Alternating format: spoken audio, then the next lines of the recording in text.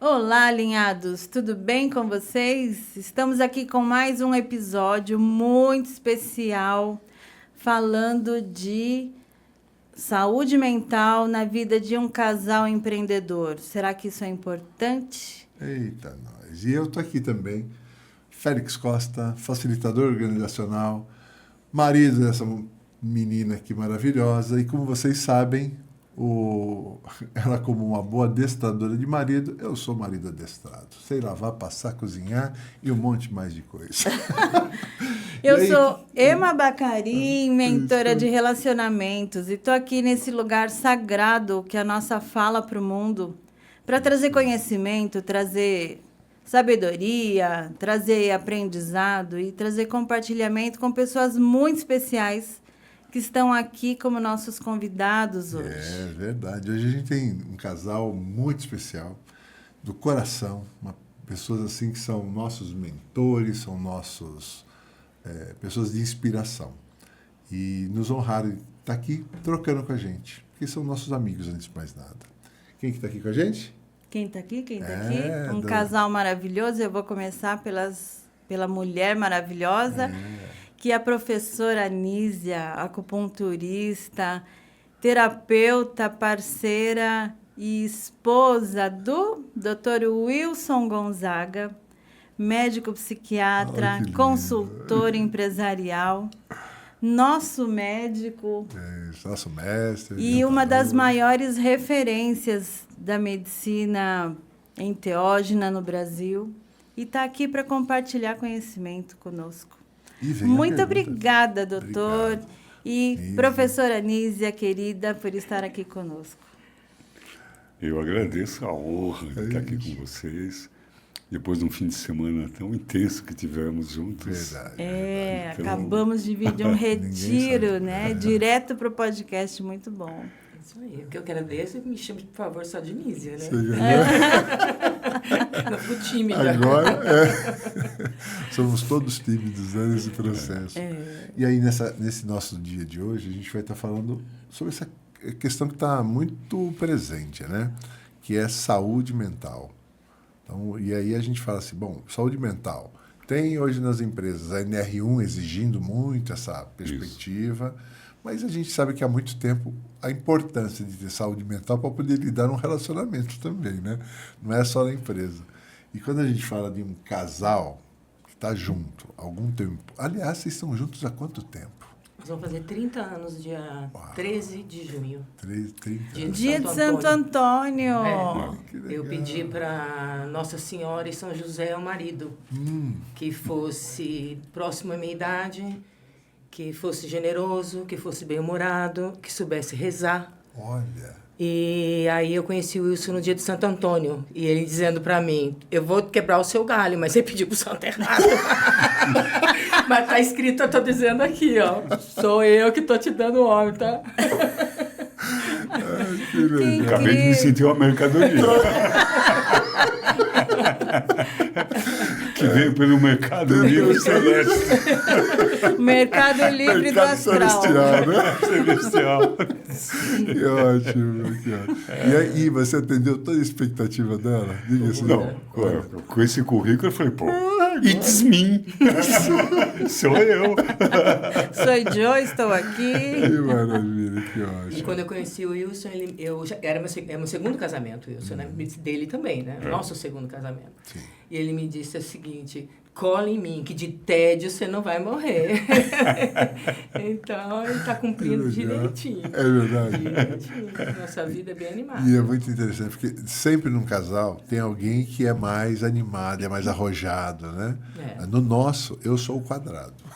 Eu sou roda presa, sabe? Eu sou assim, não, peraí. E eu coloco graxa e no essa eixo. aqui coloca a graxa aqui. Né? Eu me lembro que há uns 20 anos atrás, ela veio com uma história, ela estava fazendo formação em, acho que, respiração. Constelação. E falou, olha, o pessoal lá falou de um negócio chamado ayahuasca, a gente tem que ir lá e tal. Eu falei, Deus me livre esses negócios, essa maluquice, eu quero saber disso, né?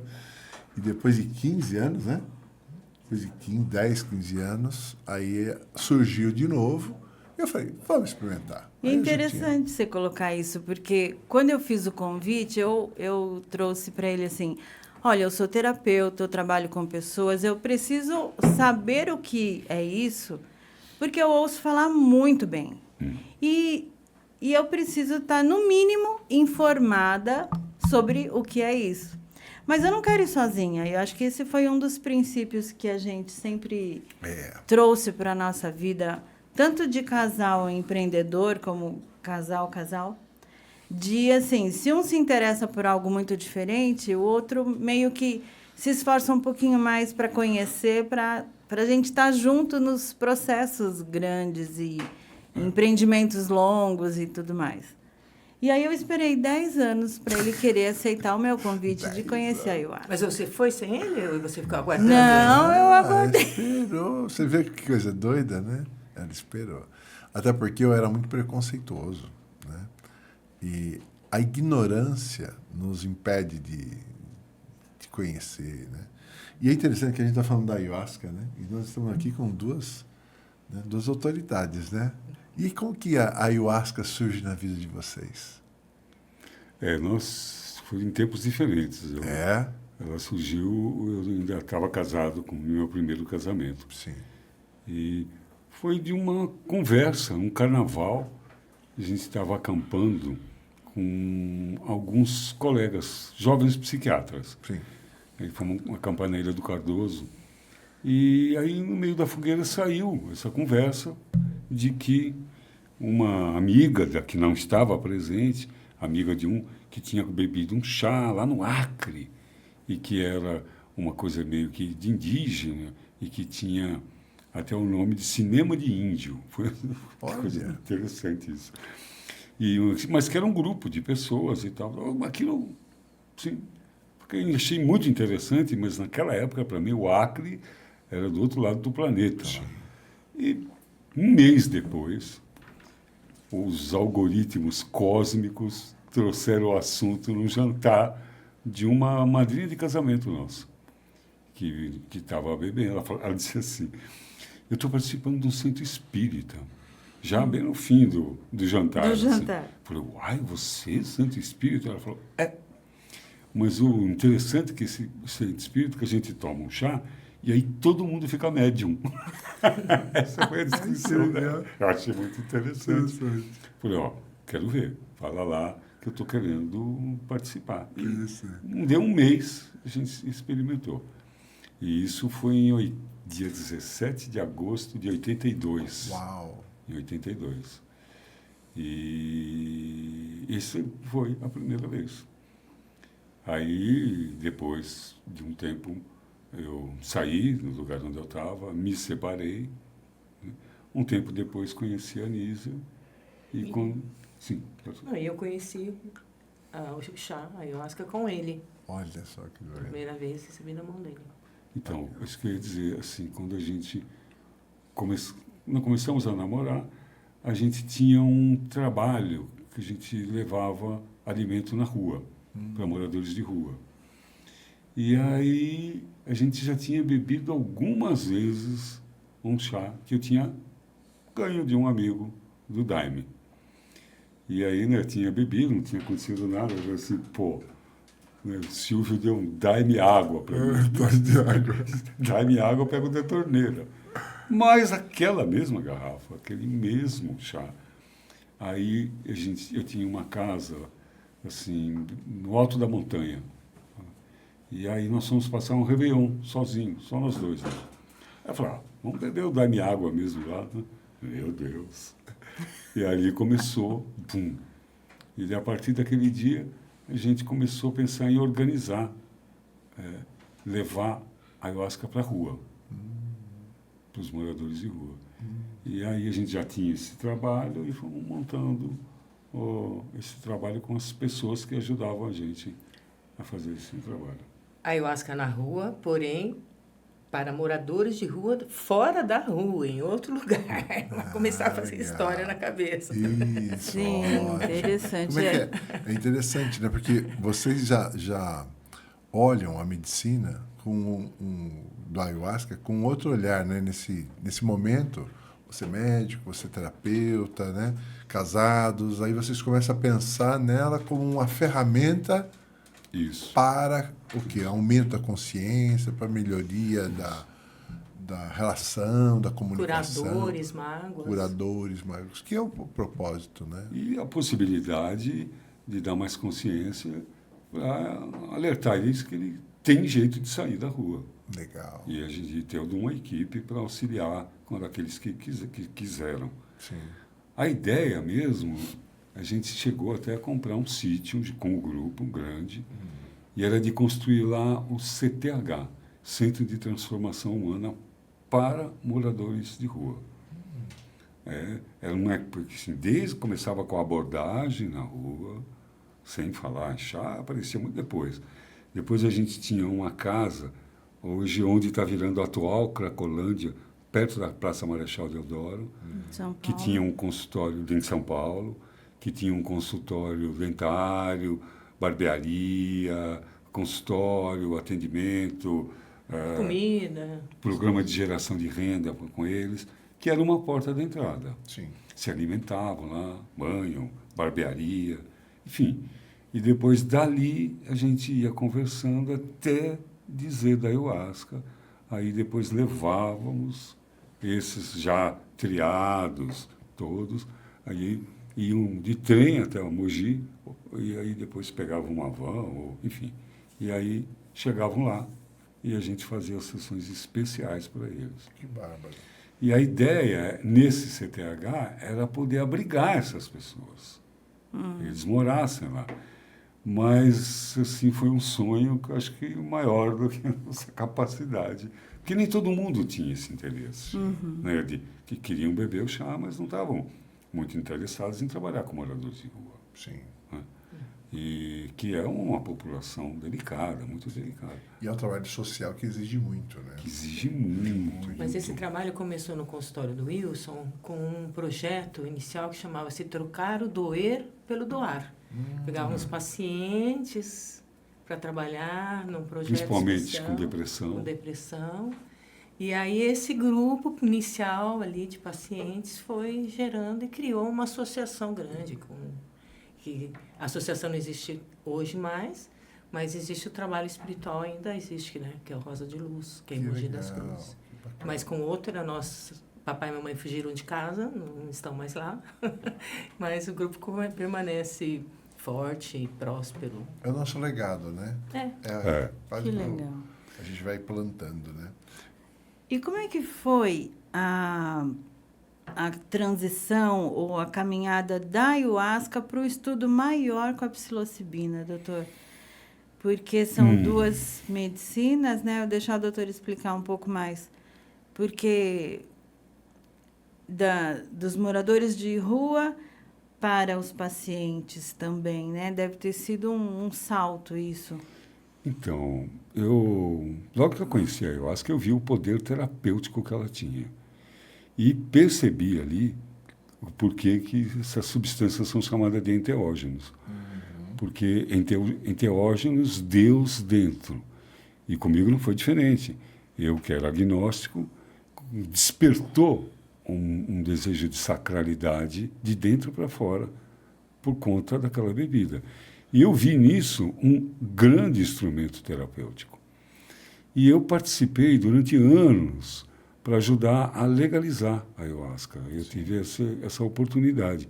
Então, o meu compromisso foram anos de luta para poder trabalhar para legalizar a ayahuasca. E o que se tinha naquela época, a única janela era em base de que nós somos um país com liberdade religiosa e que aquilo era uma maneira de rezar. Sim. E assim nós conseguimos essa aprovação para uso não para uso terapêutico, para uso espiritual, religioso, cerimonial. Ponto. E era uma outra época. E aí eu passei vários anos, sei lá quantos anos, 30 por aí, tirando pessoas do meu consultório e levando para o salão, porque eu sabia que ali o tratamento poderia ser melhor. Eu perdia esse status de paciente e passava o status de irmão. Sim. Ali, e tal. Porque assim era que era. Até que eu conheci a psilocibina, já anos depois de ayahuasca, com bastante experiência já, um tanto de experiência, e eu vi o aspecto de cura que ela tinha, a dirigibilidade dela, a possibilidade de induzir o paciente, né? Não, a palavra não é induzir, mas preparar, né, um paciente para ir visitar um trauma e ter a possibilidade de resolver aquilo com muito mais contorno, um bisturi, vamos dizer assim, mais afiadinho, uma ferramenta própria. E, num determinado momento, eu intuí, para não dizer que eu recebi uma missão, de usar toda a minha experiência, toda a minha credibilidade para divulgar os trabalhos com a psilocibina, o que está fazendo, estudar, tanto que nós estamos montando uma pós-graduação sobre enteogenia terapêutica, Ótimo. que faz parte desse novo momento, quando eu conheci, já na época da pandemia, a psilocibina e vi que ferramenta que poderia ser. Bárbaro. Então eu quero aproveitar e dizer, você que tem interesse de conhecer o que é uma formação, uma pós-graduação em enteogenia terapêutica, é uma grande oportunidade. Clica aqui, manda um like, fala com a gente, entra no nosso site, busca, nós estamos... Fala aqui nos comentários. Fala nos comentários. A gente vai estar falando com você. Pós-graduação em enteogenia terapêutica. Isso. Será que uma pós-graduação em enteogenia terapêutica, ela tem ajuda no ambiente familiar? Ela vai facilitar a relação de um casal? Como é que funciona isso? Então, essas substâncias, os enteógenos, eles trabalham para o desenvolvimento de consciência. Um dia desses, uma jornalista perguntou para mim, qual era a diferença da ayahuasca e psilocibina? Ah, boa pergunta. E aí, eu estava muito à vontade, eu nunca tinha respondido daquele jeito. Eu respondi para ela assim, elas são duas primas irmãs, que uma época da vida delas, elas moraram juntas na casa da avó. A jornalista falou, o que é? Explica. Eu falei, vou explicar. Duas primas, irmãs, porque elas são da mesma família, ambas são enteógenos. Então, no fulcro, no olho do furacão da ciência, da saúde mental, por conta de que isso pode mudar toda a história da saúde mental, essas substâncias. E elas moraram na casa da avó, e eu não disse o nome da avó, é a Dona Consciência. Então, ambas são famílias da Dona Consciência. Elas têm essa vocação de levar a consciência, só que cada uma com seu modus operandi, um jeito diferente. Então, essa é a grande diferença, e quando eu percebi essa diferença, e no momento que eu estava, eu percebi que eu poderia ser a resposta às minhas preces de ter alguma terapêutica mais efetiva e menos nociva que os remédios psiquiátricos alopáticos, especialmente para a maioria dos casos, que são depressão, ansiedade. O Brasil é o campeão de ansiedade no mundo. Mas, voltando à pergunta, como ela trabalha para a consciência, é muito importante para a gente ajustar a nossa vida como um todo, e principalmente a vida conjugal, que é um desafio. Nossa. A vida conjugal é um desafio? É? Aí me conta, Lígia. É um desafio, deixa eu ver, Lígia. É um desafio muito grande. Trabalhar junto não é desafio, não, pode não é? dobrar esse desafio. Ou mais. Vem comigo que é fácil casar. É fácil separar. Difícil mesmo é permanecer casado. É a grande Não, arte, e quando né? você fica... Continua com a empresa ou com o casamento? Não, se você Qual que trabalha eu com seu faço? marido, é o seguinte, você tem um problema na empresa, você perde o marido naquele dia, naquela noite. Se você tem um problema com o marido, você perde o sócio, né? Então tem uma balança, assim, pra... Teve crises nossas que eu falei, ó, entre o sócio e o marido, eu prefiro o marido. Então, ou a gente se alinha, por isso que o nosso podcast chama Bem Alinhados, não é à toa. Ou não vai dar, porque a gente precisava organizar a nossa vida matrimonial e empresarial. Nós tivemos um podcast, né, recente que a gente falou, que ela me fez uma pergunta, né, que dica que eu daria para casais que querem empreender junto? Eu falei, você quer saber mesmo? Não empreende, não. Ela falou, como assim? Eu falei, não. Se der para não empreender, é melhor, porque você dedica, porque são duas áreas da vida básica, né? A vida relacional, família, né? É uma vida básica da gente. E a vida de trabalho é uma vida básica. Então, esses dois movimentos juntos o tempo todo, 24 horas por dia, demanda muita carga de consciência. E a gente não foi treinado para ter consciência, a gente foi treinado para seguir certos padrões. Então, exige uma ruptura visceral. Mas eu trabalho com o Wilson desde o dia que eu conheci o Wilson, praticamente. Né? A gente se conheceu, já acho que uma semana depois eu já estava acompanhando o Wilson nas palestras, nas coisas, já estava envolvida, já fazia as compras da casa, já, sabe? E aí a gente nunca, acho que, pensou em deixar de trabalhar junto. Mas teve momentos que, por exemplo, era meia-noite, a gente estava falando de trabalho, sabe? E fazendo agenda. E no dia seguinte, eu estava na cama, aquela hora, eu tinha que lembrar do que a gente tinha conversado.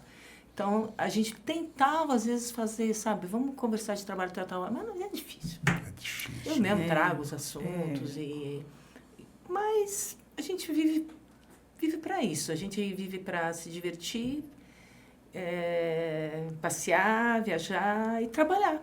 É isso Por que a gente isso faz que o todo trabalho tempo. tem que ser algo que você goste, né? Porque você está aprendendo, tendo prazer naquilo que você faz.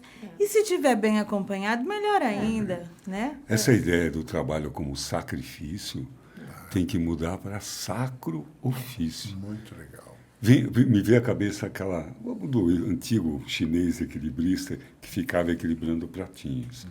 Um dos pratinhos é a vida profissional, outro pratinho é a vida espiritual, o outro pratinho é a vida social, o outro pratinho é a vida...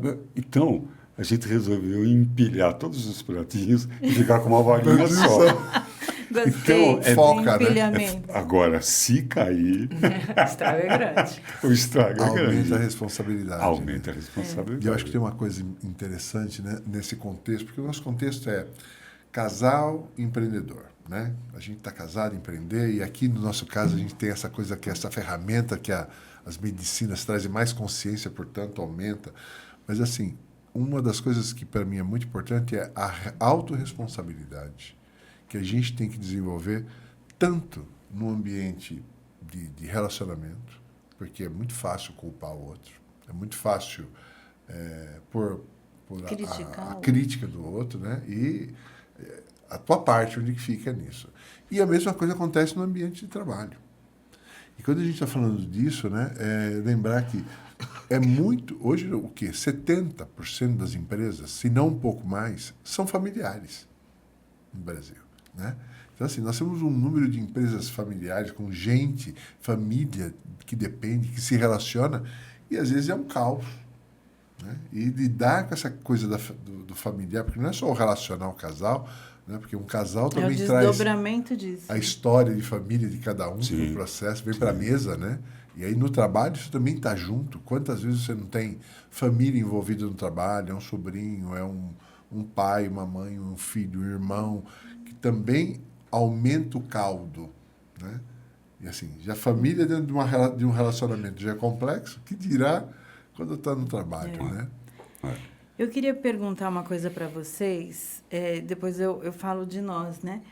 O papel das medicinas na vida de vocês como casal, como é que vocês poderiam contar para nós o que mudou embora vocês já se conheceram, já entraram com as medicinas, né? Mas eu e o Félix, a gente tem um período sem medicina e alguns anos aqui com.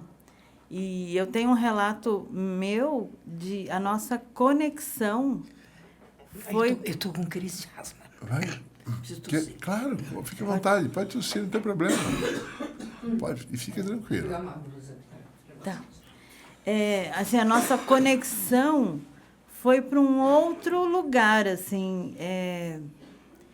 E não é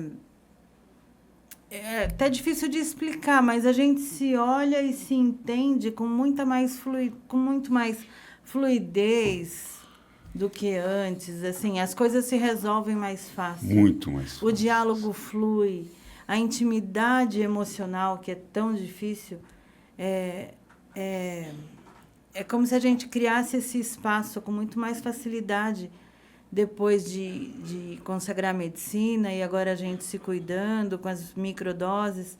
Então, eu queria falar um pouco disso, assim, para tantos casais que estão aí, às vezes, com problemas e com ansiedade, um deles com depressão e não sabem o que fazer. O que a gente pode dizer para esses casais? Então, esse trabalho, como você disse, com as medicinas, ele é essencialmente trazer consciência. Então, eu, assim, sei disso, né, porque vivo isso, de as encrencas, as DRs mal resolvidas da semana, depois de uma sessão com enteógeno, essa coisa da autorresponsabilidade, vou pôr aqui pisei na bola, eu devo uma desculpa, e isso acontecendo com os dois, e a possibilidade de se alinhar rapidamente é muito maior. Muito maior. Mas muito maior. Isso, estou falando da minha experiência, não significa que não possa terminar um casamento, porque eu comecei bebendo ayahuasca com a minha primeira mulher. Sim. E sim, mas facilita e bem. Inclusive, de perceber a impossibilidade de continuar aquela relação. Sim. É a consciência, Clareia. né? Assim, vai ter Clareia. luz naquele assunto. Teve né? luz naquele assunto. Agora, de uma maneira geral, deixa a gente quem, cara pálida? Os que são mais rígidos, mais manso, Mais molinho. mais suave, mais amoroso, que é uma característica dessa substância. Elas nos orientam para o belo, para o justo, para o harmônico, né? E, obviamente, para as virtudes que a gente conhece. Baixa a sua bola, reconhece, vai lá, pede desculpa. Você não está tão certo assim, né? Normalmente a gente não está certo. Menos, bem menos. Né? Calma aí, escuta. A pessoa disse aquilo, mas ela te ama, aquilo não foi para te machucar, ou só para te machucar, também tem amor ali.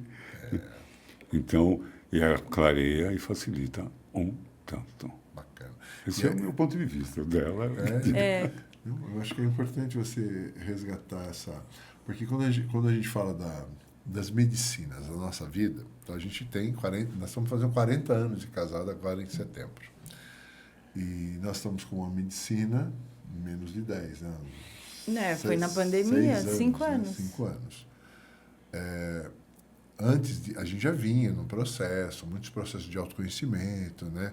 A ferramenta do Enneagrama que nos ajudou muito, trabalhos terapêuticos, formações, né? Então, mas a medicina ela veio num momento onde a gente meio que foi conectando com um propósito, né? Então, ela nos ajudou a trazer essa coisa do propósito de vida, né? Da espiritualidade num contexto de consciência mesmo, né? Então, veio nos trazer uma outra qualidade para aquilo que a gente queria fazer.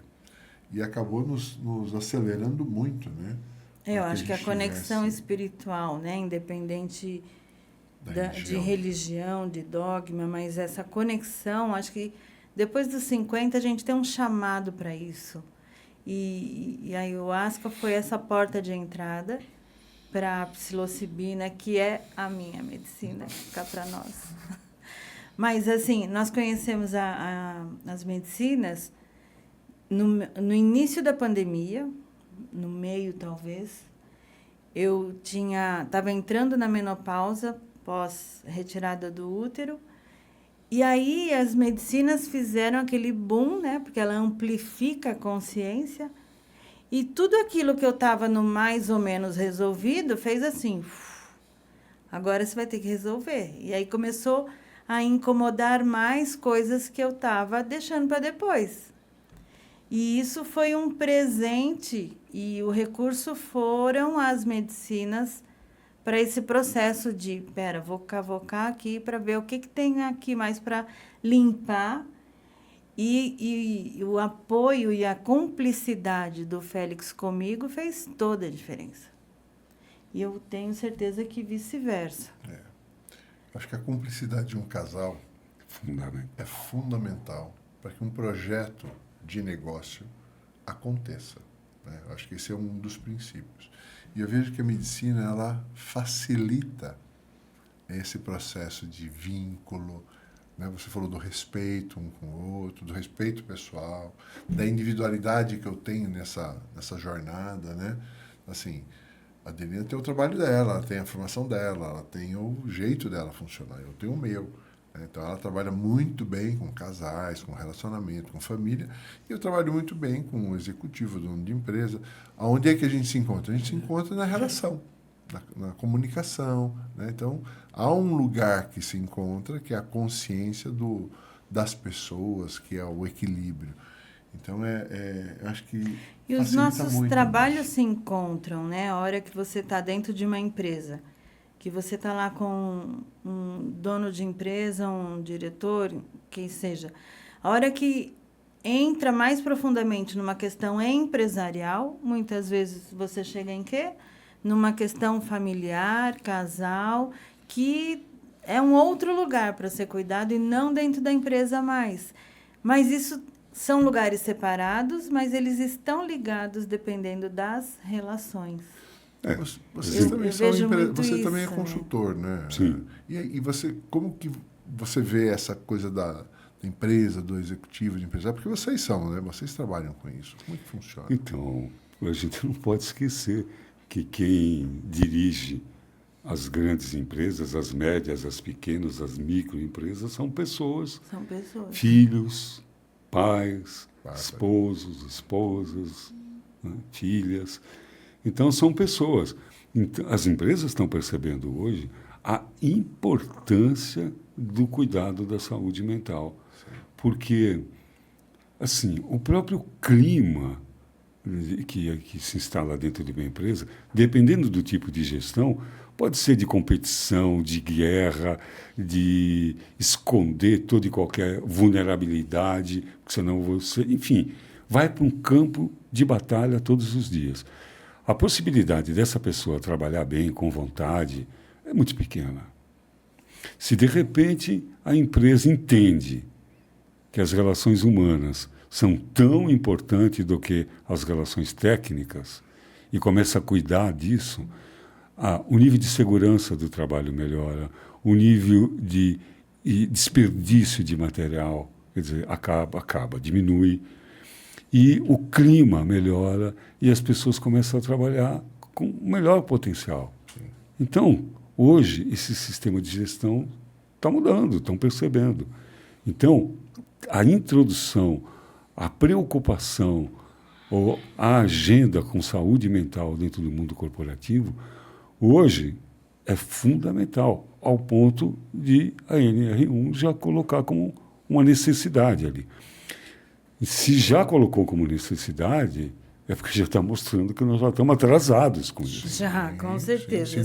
Se normatizou, é porque a coisa está grave. É porque a coisa está grave. Há muita despesa, muito pouca produtividade, muito pouca entrega. A gente tem tido muita experiência com executivos e donos de empresa, não que todos, mas a gente tem uma grande quantidade de pessoas que têm alto nível de responsabilidade com questões de drogadição. E um dos caminhos que eu tenho notado, sem julgamentos, porque ninguém chega num lugar desse à toa, né? É uma dor muito grande, é uma necessidade, é uma solidão muito grande.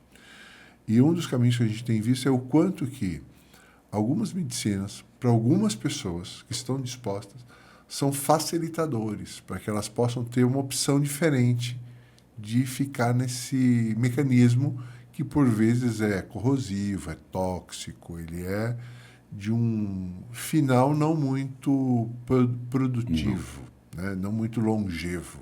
Né? A gente gosta muito de falar assim, olha, é melhor você trabalhar com uma empresa que fatura bem, mas a longo prazo, do que de uma que fatura muito bem a curtíssimo prazo. Né? Porque, assim, é o tempo de vida, né? E a nossa vida está cada vez mais esticada. Né? Então, a nossa vida, antigamente, a gente falava assim, uma pessoa de 50 anos, tá velho. Hoje, a gente fala de uma pessoa de 70 casando e tendo filho. Esses dias, a gente estava com um empresário de 84 anos, presidente da empresa, tocando a empresa e querendo fazer uma mudança extremamente atuante, com um corpo de gestão na casa dos 60 anos, né? Com conflitos geracionais, com jovens de 30, 20 e poucos, é natural. Imagino. Totalmente natural, mas produzindo. E eu falei, gente, vai continuar o problema. Nós vamos ter que fazer alinhamento de tudo isso, a gente tem que conversar línguas diferentes, né? Valores diferentes, mas é a realidade. Nós vamos nos conviver durante muito tempo, né? E nesse perfil de empresa, geralmente tem muitos casos de sucessão, né? Sim. Que vai esbarrar nas questões familiares, não só de casal, como de irmãos, quem faz o quê. Né? Sim. O dono da empresa querendo que os filhos assumam, e aí tem aquela situação não resolvida lá da infância que vem para a empresa. E aí eu vou dizer assim para você, você tem uma empresa, conhece alguma empresa que tenha problema familiar? Dá um clique aqui, compartilha com quem você conhece que tem essa necessidade. Talvez esse bate-papo nosso possa ser útil para eles. Né? Aproveita, faz um clique e, aliás, curta. É muito importante para nós você estar aqui com a gente, tá bom? E não esquece de se inscrever no canal, que você estar inscrito faz você receber as notificações para você não perder nenhum episódio. É isso aí. Então, aí a gente continuando, né? Quando a gente vai falando agora eu tenho que confessar aqui em público que eu sou um dos aluno número 10 da turma de formação, né? Fiquei todo honrado, falei, nossa, que legal. E eu 16. E essa formação que vocês estão lançando, qual que é o objetivo dela? Até para a gente contar para todos. A enteogenia terapêutica é uma onda. Né? Nós estamos falando, por exemplo, de substâncias que ainda não estão normatizadas e que vinham já num caminho promissor quando nos anos 60, 70, quando no governo do Richard Nixon, ele resolveu colocar tudo no mesmo saco na guerra contra as drogas, resolveu colocar o LSD, os psicodélicos todos no mesmo saco. Na época, o LSD, a mescalina, que é usada com os povos americanos, a Igreja Americana Nacional lá, né? Enfim, não é esse nome nacional. Os índios dos indígenas, isso, né? que utilizam, os nativos americanos que utilizam o peiote, e foi tudo proibido. E aí levou um tempo para garantir, foi sempre por esse viés religioso. Então isso atrasou muito o estudo dessa substância. Sim. E hoje a gente está vivendo essa onda. E muito em breve isso está normatizado, e isso pode mudar a história da saúde mental. Então, a pós-graduação é mais uma que existe, não são muitas, mas essa é mais uma, que aprovado pelo MEC, que vai preparar os profissionais que já vão estar absolutamente prontos para começar a se desenvolver dentro dessa área, assim que tudo isso for normatizado. Perfeito. E isso é basicamente na área da saúde mental? Olha, assim, não só, porque essa é uma questão. Quando a gente fala do uso terapêutico, a gente foca especialmente os grandes problemas da saúde mental nesse momento. Existem mais de 300 milhões de pessoas deprimidas no planeta. Uau. Depressão e ansiedade seriam as primeiras? As primeiras. A ansiedade, acompanha a depressão, e no Brasil nós somos os campeões mundiais de ansiedade. E a terapêutica disponível que tem para tratar essas doenças são medicações que dão resultados pífios, na grande maioria das vezes, tendo que experimentar vários e vários antidepressivos até ajustar, e com grandes efeitos colaterais. Um dos efeitos colaterais mais evidentes é a libido, o impacto que essas substâncias dão na vida sexual. Cai muito, zera, né? É muito ruim isso. E quando a gente fala de libido, não está falando só de tesão, está falando de força vital. Força vital, energia para você levantar da cama e ser produtivo, né? Está falando uma coisa muito interessante, porque alguns conceitos que a gente trabalha, né? Porque aonde você tem o libido, que é essa energia sexual, é a mesma força de trabalho. É o tesão de trabalhar. E aí, imagina a angústia de um indivíduo, né, que está fragilizado nessa perspectiva, e tem aí uma questão, principalmente os homens, que não pode demonstrar, né? E aí ter que dar resultado, ter que produzir sem ter carga, né? Então isso gera uma doença dentro do ambiente, né? E dentro de casa. Então, né? Muitas vezes é iatrogenia. Quer dizer, é uma doença criada pela expectativa de tratamento, pelo tratamento. Que louco, né? Então, os enteógenos vêm com uma possibilidade de mudar esse cenário, porque eles têm moléculas muito parecidas com as moléculas da serotonina. E o trabalho que eles fazem no cérebro é de mudar o mindset. Ele pode mudar assim, através do hardware, do disco duro, do cérebro, dos neurônios, você mudar a mente, que é o aplicativo, que é o software. E mudou o software, acabou, não precisa mais ficar. Então, pode ser alguma coisa assim, que deve ser, e eu acredito que será, em breve, uma coisa que pode mudar o rumo da história da saúde mental. Então, quer dizer que nós estamos num momento de transformação, num momento talvez de uma grande virada de chave para a questão da consciência e da saúde mental, tanto no ambiente de trabalho como no ambiente pessoal, familiar, de relacionamento. Que bárbaro. Isso aí. A pós-graduação ela é uma oportunidade para as pessoas conhecerem os psicodélicos através de vários profissionais que estudam isso profundamente. Que legal. É um grupo assim de tops, cracks. Pessoas né? muito Wilson é um experientes. dos professores, mas todos os professores são muito qualificados dentro das suas áreas. Né? É online, praticamente online, acho que tem 1 ou 2 encontros presenciais durante esse processo, que são 368 horas, né? 380 horas. 380 horas, é longo. Então, é bancado, assim, a ideia vem da Universidade de João Pessoa, na Paraíba. Que legal. Paraíba, terra do meu pai. Tudo bom. Que legal. Aí meus parentes, todo mundo vai estar... nós aqui. E para você que conhece alguém que está aí sofrendo de ansiedade, depressão, está angustiado e não sabe o que fazer, coloca aqui nos comentários mentoria, consultoria, o que você está buscando para a gente te atender e te explicar melhor no individual sobre como te ajudar, seja num processo terapêutico, seja numa consulta com o Dr. Wilson. Estamos aqui numa equipe que pode te ajudar nesse sofrimento. Não fique nesse sofrimento. É gente do bem querendo fazer uma coisa boa. Uma consultoria né? empresarial, porque o que a gente vê, quantos executivos hipermedicados, que numa ansiedade maluca, e se não tiver um freio, essas pessoas vão adoecer. É uma questão de tempo e, às vezes, quando a pessoa demora muito para ter ajuda, às vezes fica tarde demais, às vezes, né? Sobe pressão, tem tantas outras consequências.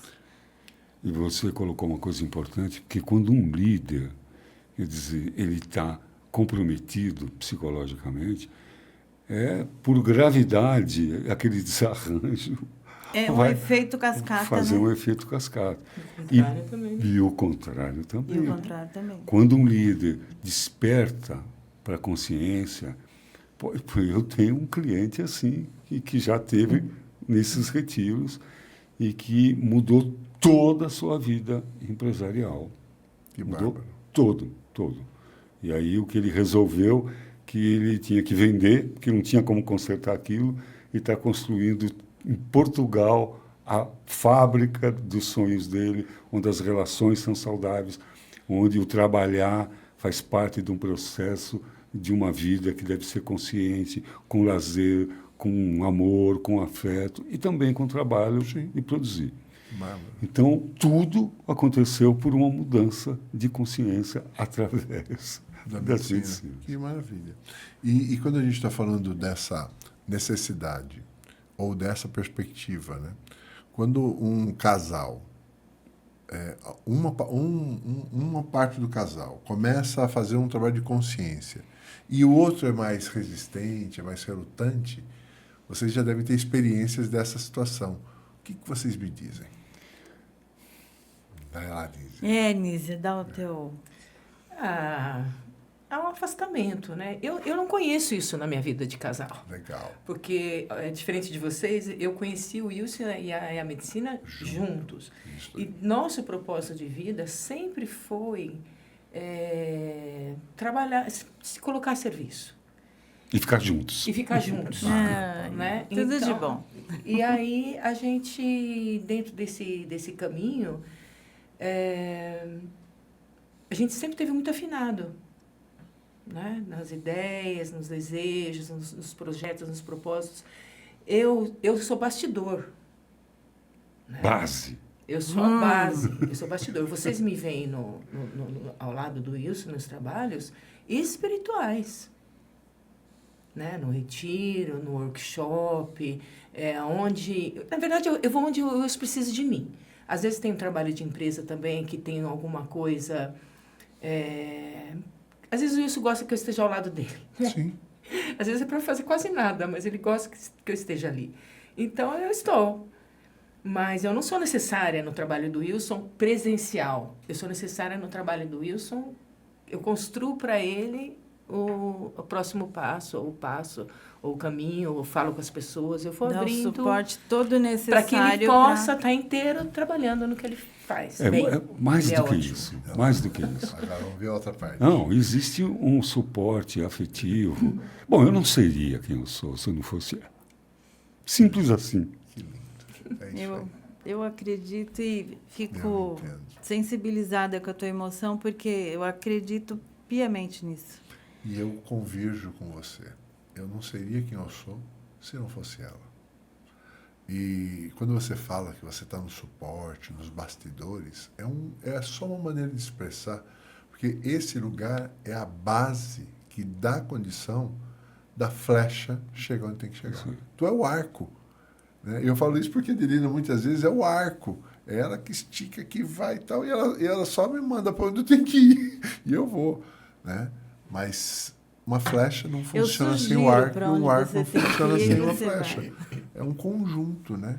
Eu acho que a relação conjugal, ela precisa chegar a se encontrar como um conjunto. Quais os nossos papéis? Aonde a gente está precursor de alguma coisa e aonde a gente também é apoio, porque tem momentos que a gente é Claro. mais apoio. Claro. Né?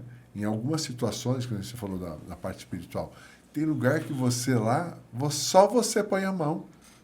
Não pode ser o Wilson. Né? Tem que ser a sua força, a sua potência, né? Essa coisa do feminino, né? Da mulher, né? Do acolher. Nossa, eu acredito tanto nisso. Teve uma época, quando a gente começou a trabalhar, nós vivemos alguns conflitos. Ah, muito. Quase nenhum.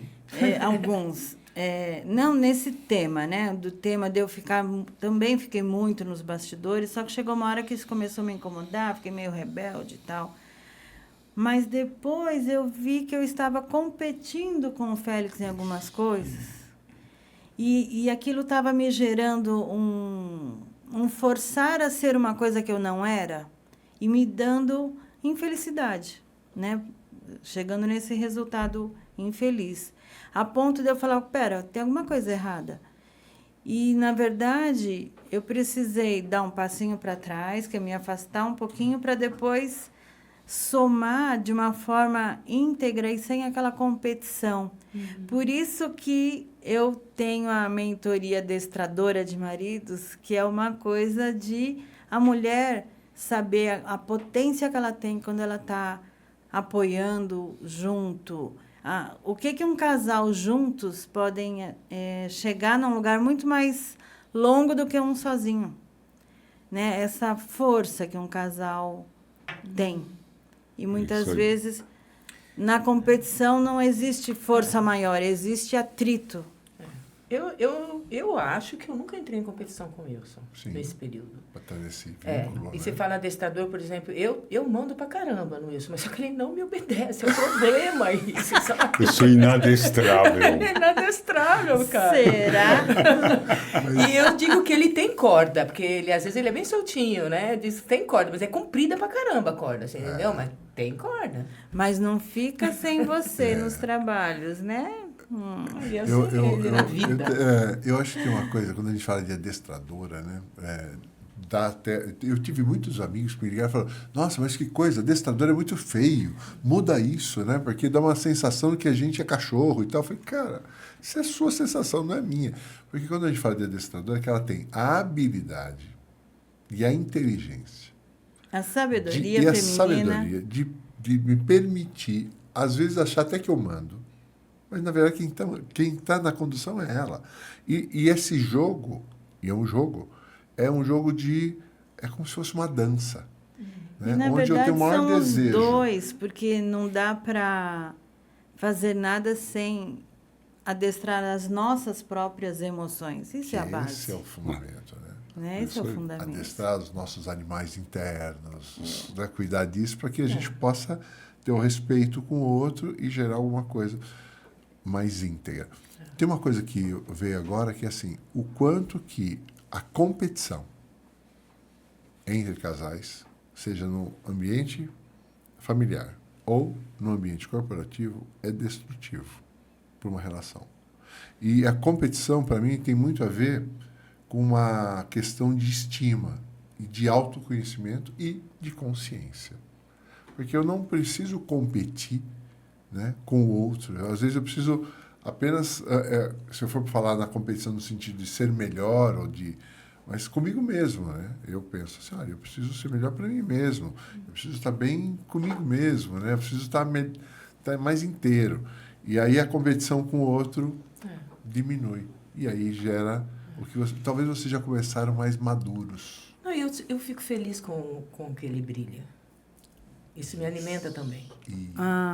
Olha que bárbaro. Isso, quando a mulher descobre isso, ela só incentiva e desafia ele a crescer cada vez mais. Isso, essa é a ideia. E quando você fala, dá até a energia muda, né? Essa uma também emoção, é a né? ideia. Eu fico super orgulhosa de ver o Félix crescendo e tudo mais. E eu sei que eu cresço juntos. E assim, nossa, que delícia esse papo. E para a gente ir finalizando, que o nosso tempo está estourando, mas sem atropelos, o que vocês diriam para casais que empreendem, que queiram melhorar suas próprias saúde mental, que estejam aí passando por dificuldades? Que recadinho que vocês poderiam dar para essas pessoas? Olha, baseado na vida de vocês, na experiência de vocês. Eu tive um casamento curto e tenho um casamento longo. O primeiro casamento, eu casei sozinha. Eu era casada e meu marido era solteiro. E neste não, nós somos casados, nós somos um casal. E a minha ideia nunca foi me separar dele. Foi permanecer ao lado dele. Então, se eu tenho uma pretensão de ter uma vida longa ao lado de uma pessoa, é normal e natural que, em alguns momentos, eu vou estar numa determinada situação, vou estar brava, vou estar feliz, vou estar triste, vou estar com tesão, vou estar sem tesão. Gente, é uma vida. Tudo vai acontecer na minha vida ao lado dele e tudo vai acontecer na vida dele ao meu lado. Então, a gente tem que ter uma flexibilidade afetiva e aumentar o grau de tolerância para a diferença do outro, né? E aceitar o modo que o outro opera, as suas emoções, as suas palavras, o seu jeito. E, à medida do possível, dentro da nossa capacidade feminina, a gente ir dando uns pequenos conselhos. Com jeitinho. Umas pequenas adestradas. Vamos dando... Vai que cola. Mostra um biscoitinho interessante. Não, por exemplo, no meu caso, eu sei que eu não vou me separar dele. Então, por que eu vou ficar brigada com ele? Para ficar eu doente? Não, então, se eu tenho uma discussão com ele, daqui 5 minutos eu estou de bem dele. Você entendeu? Eu já tenho vontade de falar com ele, já tenho vontade de falar, já quero sair daquela situação. E no começo do nosso relacionamento, isso não era assim. Ficava emburrado comigo. E aí eu fui dizendo, olha, não tem necessidade. Passou. Faz 5 minutos, mas já passou. Você entendeu? Vamos seguindo. E hoje em dia a gente tem um relacionamento bem mais fluido. E aí a pouco já estamos grudados. Entendeu? Então, eu acho que a gente não quer mais perder tempo com briga, né? Com coisa chata. Não é nem com briga, coisa chata. Não, vamos curtir, porque a vida é tão boa e tão curta, não? E eu valorizo muito o fato dele estar vivo e eu estar viva ao mesmo tempo ainda. Lindo. Sabe? Então, isso para mim tem um valor, assim, agregado ao amor. Sim. Porque eu sei que isso não é para sempre. Isso. Então, eu te amo e sou feliz de ver com você. Hoje vai ter céu. Olha o que a psilocibina faz com os casais que se conectam. É a melhor entrega que eu já vi. Eu não ia trazer o Show, assunto, mas a conexão espiritual e a Lindo. intimidade emocional que a gente tudo. se proporciona é isso. Lindo. Assim. E aí, minha mestre? O que você me disse? Que recado Olha, você daria? depois de tudo que ela disse, eu vou dizer uma frase que nem é minha e que a Emma, de alguma maneira, falou a mesma frase um pouco diferente. Quer ir rápido? Vai sozinho. Quer ir longe? Vai acompanhado. Falou tudo. É isso aí. Falou tudo. Gente, E você, meu amor? oh, meu amor. O que você fala pra quem? Professores desses, isso aqui é o que eu estou aqui me debulhando já de emoção, né? O que eu diria, né? O que eu diria para as pessoas assim, respeito.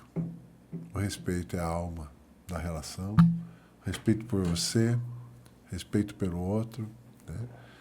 E admiração. Né? Buscar sempre o que o outro tem. Porque quando ela brilha, eu brilho. Quando eu vejo ela sorrindo, meu coração sorri. Assim, ela fala, nossa, eu estou querendo. Eu falei, não, se você está querendo, a gente vai dar um jeito. Né? Mas como? Não importa como. Né? É quase que um servir. Aliás, é um servir.